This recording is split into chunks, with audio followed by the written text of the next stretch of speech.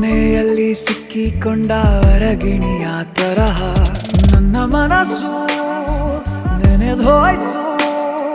ಸಂತೆಯಲ್ಲಿ ತಪ್ಪಿ ಹೋದ ಮಗು ತರಹ ಮನಸ್ಸು ಕಂಡ ಕ್ಷಣವೇ ಕಳೆದೋಯ್ತು. ಮೊನ್ನೆ ಕನಸಿನಲ್ಲೂ ಬೊಗಸೆ ತುಂಬಾ ಪ್ರೀತಿ ತಂದಿದ್ದೆ. ಇನ್ನು ಮುಂದೆ ಎಲ್ಲ ನೀನೇ